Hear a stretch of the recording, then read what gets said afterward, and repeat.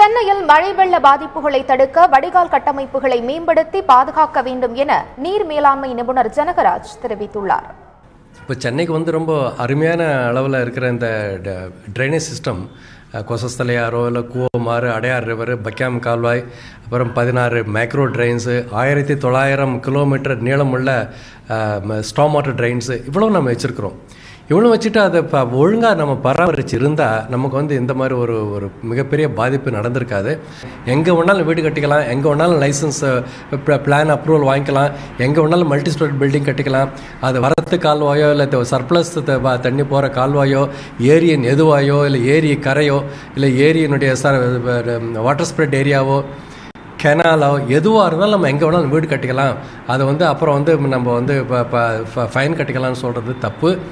இனியாவது நம்ம விழித்தெழுக்க வேண்டும். விழித்தெழுந்து சிட்டியை பாதுகாக்கணும்னா சிட்டியில் இருக்கிற ட்ரைனேஜ் சிஸ்டத்தை நம்ம முழுமையாக பாதுகாக்க வேண்டும்.